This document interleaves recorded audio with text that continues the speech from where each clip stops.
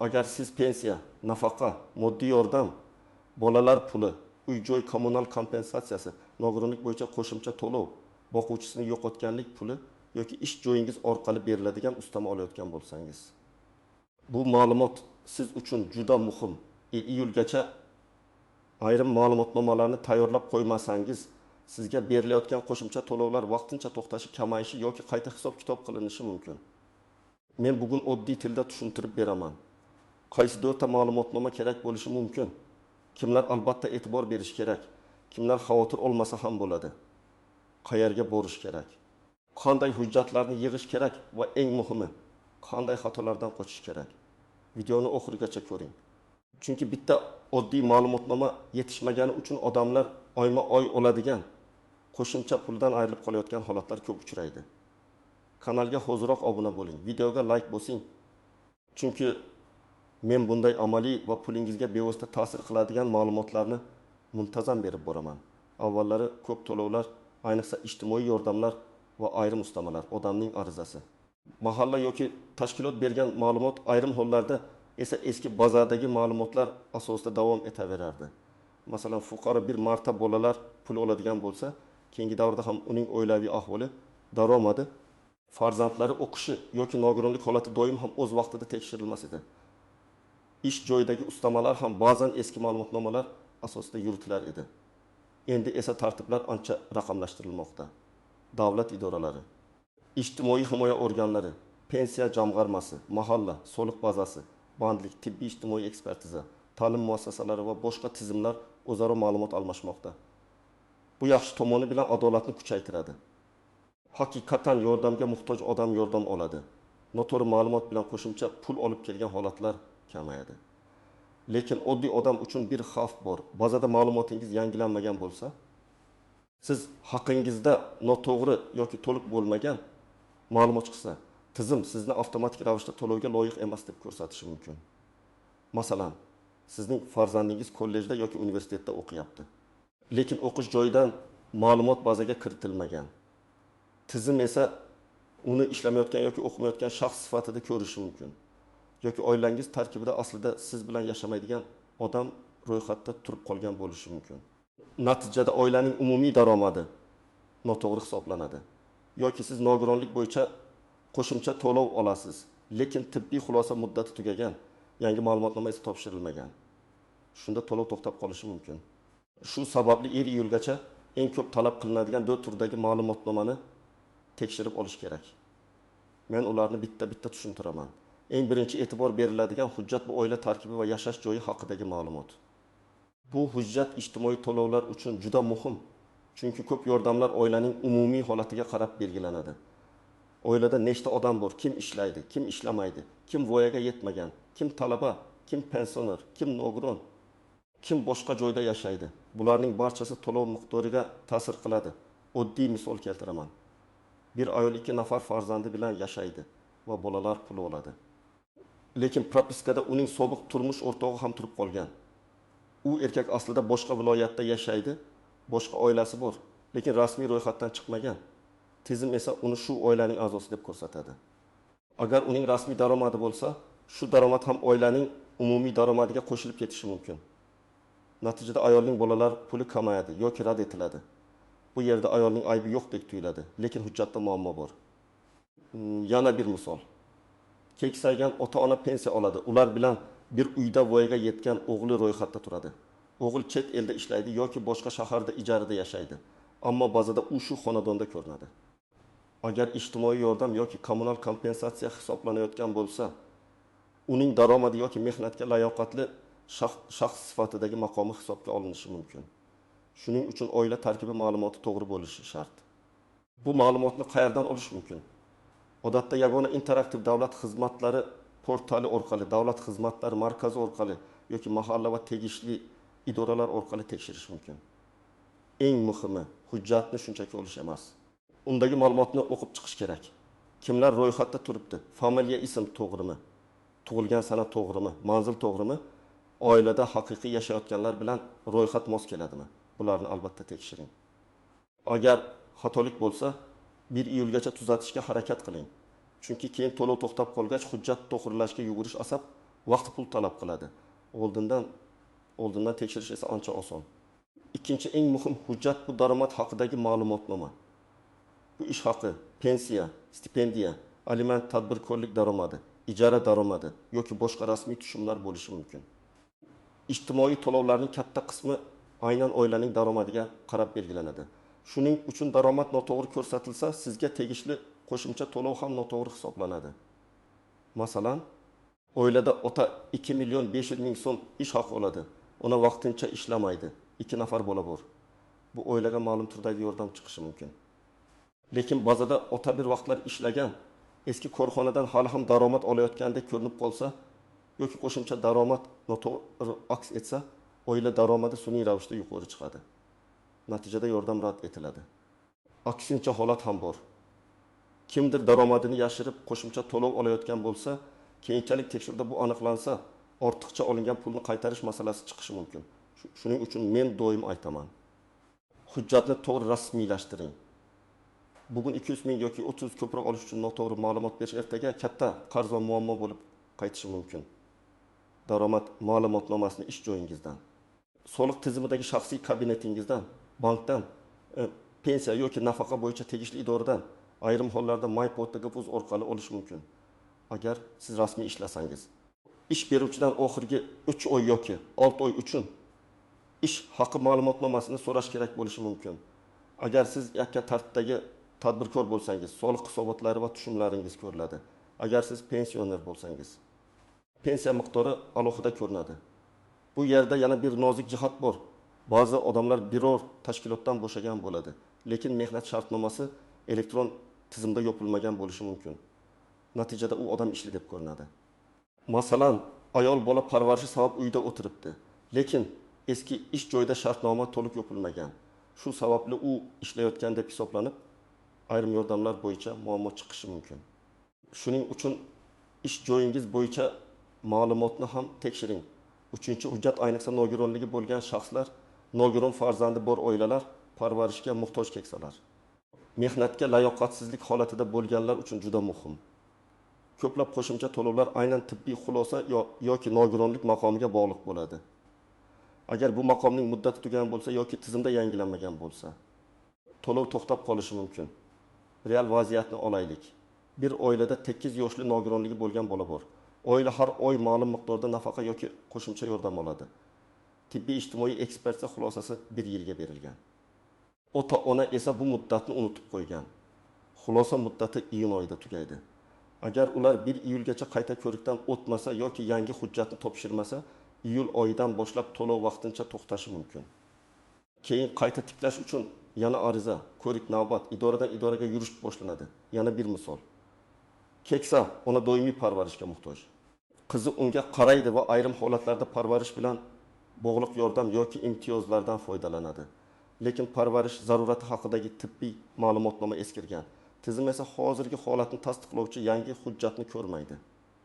Bunday vaziyatda qo'shimcha to'lov berilishi kechikishi mumkin.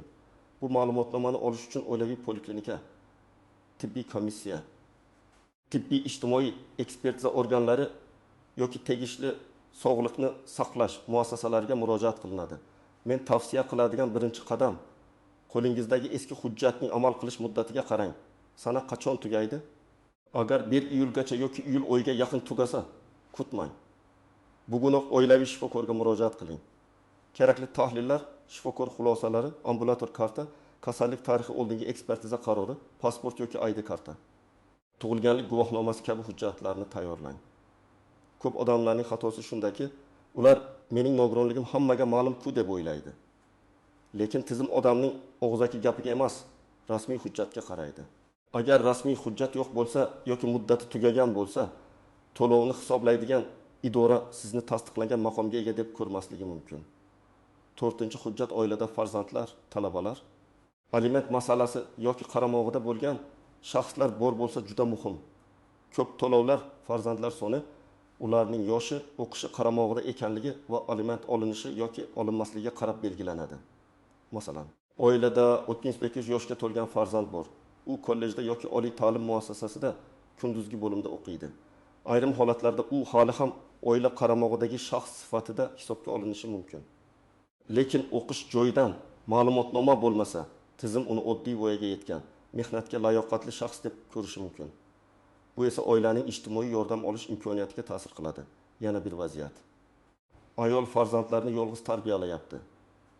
Sud qarori bilan aliment belgilangan, lekin sobiq turmush o'rtog'i aliment to'lamaydi yoki juda kam to'laydi. Agar aliment bo'yicha ijro hujjati, qarzdorlik ma'lumoti yoki to'lov holati haqida ma'lumot bo'lmasa, ayrim idoralar oilaning haqiqiy moliyaviy ahvolini to'liq ko'rmaydi. Shuning uchun aliment bo'yicha hujjatlar ham muhim. O'qish haqidagi ma'lumotnomani maktab, kollej, texnikum, litsey yoki universitetdan olish mumkin. Ayrim hollarda elektron tizimda ham tasdiqlanadi. Unda farzandning ismi, o'qish shakli, kursi, kunduzgi yoki sirtqi bo'lim ekanligi, o'qish muddati ko'rsatilishi kerak. Bu juda muhim. Chunki kunduzgi o'qish bilan sirtqi o'qish ayrim to'lovlarda turlicha bog'lanadi. Aliment bo'yicha esa sud qarori ijro varaqasi, majburiy ijro byurosidan qarzdorlik yoki to'lov holati haqidagi ma'lumot, bank tushumlari kerak bo'lishi mumkin. Agar aliment umuman belgilanmagan bo'lsa, lekin siz yolg'iz ona yoki yolg'iz ota sifatida yordam so'rayotgan bo'lsangiz, oilaviy holatingizni tasdiqlovchi hujjatlar talab qilinadi. Endi kimlar bu masalaga jiddiy qarashi kerakligini aniq aytaman. Birinchi navbatda bolalar puli, moddiy yordam, ta'minlangan oila sifatida yordam, kommunal to'lovlar bo'yicha kompensatsiya olayotganlar e'tiborli bo'lishi kerak. Chunki bu to'lovlarda oila tarkibi va daromad eng katta rol o'ynaydi. Ikkinchi guruh nogironligi bo'lgan shaxslar va nogiron farzandi bor oilalar. Sizlarda tibbiy hujjatlarning muddati, maqomning bazada to'g'ri aks etishi, parvarish zarurati kabi jihatlar muhim. Uchinchi guruh pensionerlar va boquvchisini yo'qotganlik nafaqasi oladiganlar. Agar qaramog'ingizda o'quvchi yoki talaba bo'lsa, o'qish ma'lumotnomasi zarur bo'lishi mumkin. Agar boquvchisini yo'qotganlik bo'yicha pul olayotgan, farzand o'qishni tugatgan, ishga kirgan yoki o'qish shakli o'zgargan bo'lsa, to'lov qayta ko'rib chiqilishi mumkin. To'rtinchi guruh ish joyida qo'shimcha ustama, kompensatsiya yoki ijtimoiy to'lov olayotgan xodimlar. Masalan, farzandlar uchun moddiy yordam, nogiron oila a'zosi uchun imtiyoz, uzoq hududda ishlagani uchun kompensatsiya yoki boshqa ishki ustamalar bo'lishi mumkin. Ish beruvchi ham iyulgacha hujjatlarni yangilashni so'rashi mumkin. Agar siz hech qanday ijtimoiy to'lov, nafaqa, kompensatsiya, ustama yoki yordam olmayotgan bo'lsangiz, bu masala sizga bevosita ta'sir qilmasligi mumkin. Lekin baribir shaxsiy ma'lumotlaringizni tekshirib qo'yish zarar qilmaydi. Chunki ertaga yordamga murojaat qilganingizda eski xatoliklar chiqib qolishi mumkin. Agar barcha ma'lumotlaringiz elektron bazada to'g'ri bo'lsa, oilaviy holatingiz o'zgarmagan bo'lsa, daromadingiz rasmiy ko'rinib turgan bo'lsa, tibbiy hujjatlaringiz muddati o'tmagan bo'lsa, farzandlaringiz bo'yicha o'qish ma'lumotlari yangilangan bo'lsa, unda ortiqcha vahimaga o'rin yo'q. Shunchaki nazorat qilib qo'ying. Eng katta nozik jihat shuki, hamma uchun bir xil ro'yxat bo'lmasligi mumkin. Bir odamga faqat oila tarkibi va daromad ma'lumoti yetarli bo'ladi. Boshqa odamga esa nogironlik xulosasi. O'qish ma'lumotnomasi, aliment hujjati, bank ma'lumotlari ham kerak bo'ladi. Shuning uchun hamma aynan mana shu 4 hujjatni topshirishi shart deb o'ylash noto'g'ri. Men aytayotgan 4 yo'nalish eng ko'p uchraydigan va to'lovlarga eng ko'p ta'sir qiladigan hujjatlardir. Ikkinchi nozik jihat, ma'lumotnoma yangi bo'lishi kerak. Ba'zi idoralar oy ichida olingan ma'lumotnomani so'raydi. Ba'zilari 3 oy ichidagisini qabul qiladi. Eski hujjat bilan borsangiz, yangisini olib keling deyishlari mumkin. Shuning uchun hujjat olayotganda qaysi idoraga topshirishingizni ayting va amal qilish muddati haqida so'rang. Uchinchi nozik jihat, familiya, ism, otasining ismi, tug'ilgan sana va PNFL raqami xato bo'lmasin. Juda oddiy tuyuladi. Lekin bitta harf xato bo'lsa ham tizim sizni boshqa odam sifatida ko'rishi yoki ma'lumotni bog'lay olmasligi mumkin.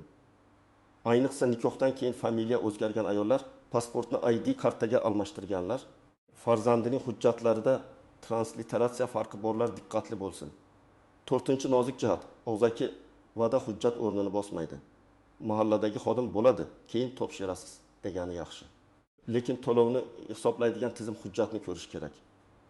Sizda arzat topshirilganini tasdiqlovchi kvitansiya, kirim raqami yoki elektron tasdiq bo'lishi kerak. 5-chi nozik jihat, agar to'lov to'xtab qolsa, darhol sababini yozma tarzda so'rang. Nega pul tushmadi deb og'zaki so'rash yetarli emas. tegishli idoradan rad etish sababi yoki to'xtatish asosi haqida tushuntirish oling. Shunda siz qaysi hujjat yetishmayotganini aniq bilasiz. Endi nima qilish kerakligini aniq aytaman. Birinchi qadam, siz olayotgan barcha to'lovlarni ro'yxat qilib yozing.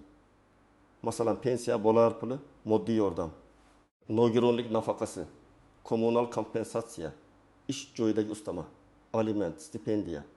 Har birining yo'niga qaysi idora orqali olinayotganini yozing. Ikkinchi qadam, oila tarkibini tekshiring. Davlat xizmatlari markaziga boring yoki MyPong'uz orqali ma'lumotni ko'ring. Ro'yxatda ortiqcha odam bormi? Aslida yashayotgan odam ko'rinmay qolmaganmi? Manzil to'g'rimi? Barchasini solishtiring. Uchinchi qadam. Daromad ma'lumotlarini tekshiring. Ish joyingizdan oxirgi oylardagi ish haqi ma'lumotnomasini oling. Agar ishsiz bo'lsangiz, bandlik holatingizni aniqlang. Agar tadbirkor bo'lsangiz, soliq ma'lumotlarini tekshiring. Agar pensioner bo'lsangiz, pensiya miqdori bo'yicha ma'lumotni tayyorlang. To'rtinchi qadam, sog'liq va nogironlik hujjatlarini ko'ring. Muddati tugamaganmi? Qayta ko'rik sanasi yaqinlashmaganmi? Xulosa tizimda aks etganmi? Agar shubha bo'lsa, poliklinika yoki tibbiy ijtimoiy ekspertiza bo'limiga oldindan murojaat qiling.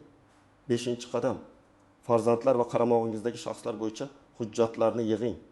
Farzandingiz o'qisa, o'qish joyidan ma'lumotnoma oling. Aliment bo'lsa, sud qarori yoki ijro hujjatlarini tayyorlang. Aliment to'lanmayotgan bo'lsa, qarzdorlik haqidagi ma'lumotni so'rang. 6-qadam, barcha hujjatlarning nusxasini saqlang. Telefoningizda rasmga olib qo'ying, elektron fayl qilib saqlang, qog'oz nusxasini alohida papkaga joylang. Qaysi idoraga qachon topshirganingizni yozib boring. Bu keyinchalik bahsli vaziyatda sizni himoya qiladi. 7-qadam. 1 iyulni kutmang. Odamlar odatda oxirgi haftada yuguradi. Navbatlar ko'payadi. Tizim sekinlashadi, xodimlar band bo'ladi. Siz esa oldindan harakat qilsangiz, muammoni tinchgina hal qilasiz. Demak, 1 iyulgacha eng avvalo oila tarkibi va yashash joyi ma'lumoti, daromad ma'lumoti, nogironlik yoki sog'liq holati bo'yicha hujjat. Farzandlarning o'qishi yoki aliment va qaramog'idagi shaxslar haqidagi ma'lumotlarni tekshirib qo'ying. Bu hujjatlar ko'p hollarda qo'shimcha to'lovlar, nafaqalar, kompensatsiyalar va ustamalarning davom etishi uchun asos bo'ladi. Men sizga vahima qilishni emas, tartibli harakat qilishni maslahat beraman. Hujjatlar joyida bo'lsa, pulingiz ham o'z vaqtida keladi, asabingiz ham buzilmaydi. Agar muammo bo'lsa, uni iyulgacha aniqlab tuzatish ancha oson. Siz hozir qaysi to'lovni olyapsiz va sizdan qaysi ma'lumotnomani so'rashdi? Izohlarda yozib qoldiring. Boshqalarga ham foydasi tegadi. Videoga like bosing, kanalga obuna bo'ling va yaqinlaringizga yuboring. Chunki bitta ma'lumotnoma yetishmagani uchun oilaning oylik qo'shimcha puli to'xtab qolishi mumkin.